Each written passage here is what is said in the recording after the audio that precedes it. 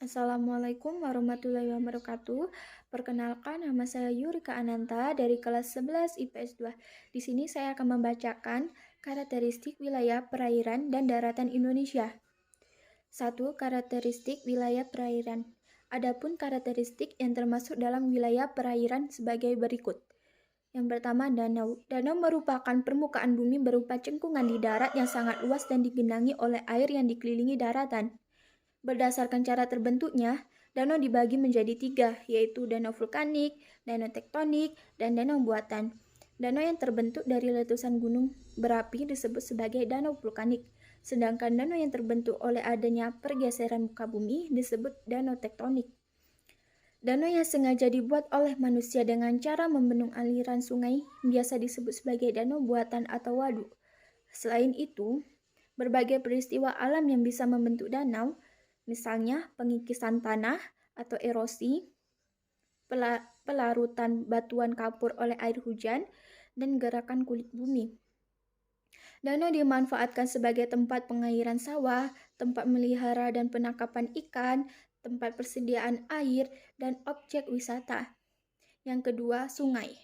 Sungai merupakan bagian dari permukaan bumi yang rendah dan aliran air yang mengalir dari dataran tinggi menuju dataran rendah dan bermuara di laut. Sumber air sungai umumnya berasal dari mata air yang keluar dari tanah melalui celah-celah atau retakan batuan. Selain itu, sumber air sungai bisa pula berasal dari pencairan es atau gletser. Sungai dimanfaatkan oleh masyarakat sebagai tempat melihara ikan dan untuk irigasi mengairi sawah. Sebagai sarana transportasi yang menghubungkan antar daerah, sumber tenaga listrik, perikanan, olahraga, dan rekreasi, serta digunakan untuk pengangkutan kayu hasil penebangan dan pasar terapung. Yang ketiga, laut. Laut merupakan bagian permukaan bumi yang luas, digenangi air yang dalam dan paling rendah. Laut menghubungkan antar pulau yang satu dengan pulau yang lainnya sebagai negara kepulauan. Indonesia memiliki wilayah laut yang cukup luas. Selain itu, juga terdapat Samudra Hindia. Samudra adalah laut yang sangat luas. Di dalam laut terdapat banyak kehidupan, antara lain tumbuhan laut, kerang, dan beragam jenis ikan yang dapat diolah menjadi makanan dan obat-obatan. Beberapa manfaat laut bagi manusia antara lain tempat rekreasi dan hiburan, tempat hidup sumber makanan kita, pembangkit listrik tenaga ombak, pasang surut, angin, dan sebagainya. Tempat budidaya ikan, kerang mutiara, rumput laut, dan lain-lain. Tempat barang tambang berada, misalnya tambang minyak bumi lepas pantai, salah satu sumber air minum, tetapi harus melalui proses desalinasi dahulu. Sebagai jalur transportasi air, sebagai tempat cadangan air bumi, sebagai objek riset penelitian dan pendidikan.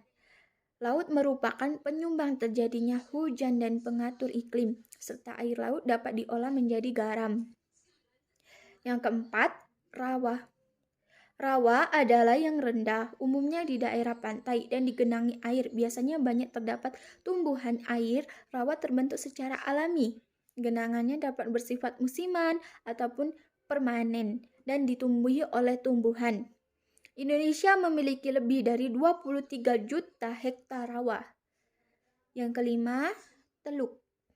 Teluk adalah tubuh perairan yang menjorok ke daratan dan dibatasi oleh daratan pada ketiga sisinya. Oleh karena letaknya yang strategis, teluk banyak dimanfaatkan sebagai pelabuhan. Teluk adalah kebalikan dari tanjung dan biasanya keduanya dapat ditemukan pada suatu garis pantai yang sama. Karena Indonesia memiliki puluhan ribu pulau, maka Indonesia banyak sekali terdapat teluk. Yang keenam, selat. Selat merupakan perairan atau laut sempit yang berada di antara dua pulau. Kedalamannya berkisar antara 200 sampai 1000 meter.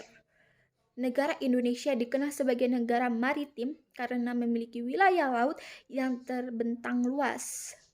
Selat dimanfaatkan sebagai jalur angkutan antar pulau, Alat angkutan yang biasa digunakan adalah kapal feri yang termasuk kapal penumpang. Kita masuk dalam ke bagian kedua, yaitu karakteristik wilayah daratan. Karakteristik yang masuk dalam wilayah daratan sebagai berikut. Yang pertama, dataran tinggi. Dataran tinggi disebut juga plateau atau plateau. Adalah dataran yang luas terletak pada ketinggian 300 sampai 600 meter di atas permukaan air laut. Dataran tinggi terbentuk sebagai hasil erosi dan sedimentasi. Dataran tinggi bisa juga terjadi oleh bekas kaldera luas yang tertimbun material dari lereng gunung di sekitarnya. Daerah pada dataran tinggi memiliki udara yang sejuk dengan pemandangan yang indah, sehingga menyebabkan banyak orang mendirikan rumah-rumah atau villa sebagai tempat istirahat. Selain itu, dataran tinggi banyak dimanfaatkan sebagai lahan perkebunan seperti teh, kopi, bunga, sayuran, dan sebagainya, serta sebagai tempat pariwisata dan tempat peristirahatan. Yang kedua, gunung. Gunung merupakan bagian dari permukaan bumi yang menjulang atau bukit yang tinggi dan besar, dengan ketinggian lebih dari 600 meter di atas permukaan air laut. Wilayah Indonesia memiliki banyak gunung, baik gunung yang berapi maupun yang tidak berapi. Gunung dimanfaatkan sebagai pengatur iklim dan penyimpan air, serta dijadikan sebagai tempat wisata. Material dari gunung berapi yang meletus bisa menyuburkan tanah dan pasirnya bisa digunakan sebagai bahan bangunan. Yang ketiga, pegunungan.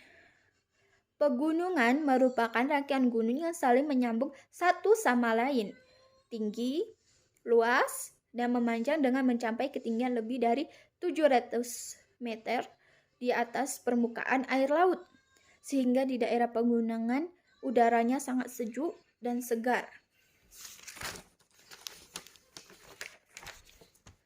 Pegunungan dimanfaatkan sebagai tempat istirahat, wisata alam, dan camping seperti di Pegunungan Jayawijaya sebagai tempat tumbuh hutan atau daerah perlindungan hewan dan tumbuhan agar tidak punah, serta digunakan untuk usaha perkebunan bunga, sayuran, dan tanaman industri. Yang keempat, dataran rendah. Dataran rendah merupakan wilayah dataran yang relatif datar, luas, dan memiliki ketinggian kurang dari 200 meter di atas permukaan air laut. Dataran rendah di wilayah Indonesia membentang luas di sepanjang Pulau Sumatera, Sulawesi, Kalimantan, Jawa, Bali, Papua, Nusa Tenggara, serta pulau-pulau kecil lainnya. Daerah dataran rendah cocok dijadikan wilayah pertanian, perkebunan, peternakan, kegiatan industri, dan sentra-sentra bisnis. Lokasi yang datar menyebabkan pengembangan daerah bisa dilakukan seluas mungkin. Pembangunan jalan raya dan jalan tol, serta kelengkapan sarana transportasi ini telah mendorong daerah dataran rendah menjadi pusat ekonomi penduduk. Yang kelima, tanjung. Tanjung adalah daratan yang menjorok ke laut. Tanjung yang luas disebut semenanjung. Dalam pemanfaatannya, tanjung biasanya dijadikan resort atau tempat beristirahat untuk wisata karena posisi tanjung yang menjorok ke laut. Yang keenam, pantai. Pantai adalah wilayah yang menjadi batas antara lautan dan daratan. Bagi penduduk Indonesia yang berada di daerah tropis, pantai dimanfaatkan untuk objek wisata, daerah pertanian pasang surut, areal tambak garam, wilayah perkebunan kelapa dan pisang, serta daerah pengembangan industri kerajinan rakyat bercorak khas daerah pantai, dan lain-lain. Pantai juga menjadi tempat hidup bagi berbagai jenis tumbuhan dan hewan. Hutan mangrove merupakan salah satu ekosistem di daerah pantai. Di daerah hutan mangrove, hidup berbagai jenis hewan seperti kera, kepiting, ular, dan udang. Hutan mangrove bisa berfungsi menahan abrasi air laut. Sekian pembacaan tentang karakteristik wilayah perairan dan daratan Indonesia. Wassalamualaikum warahmatullahi wabarakatuh.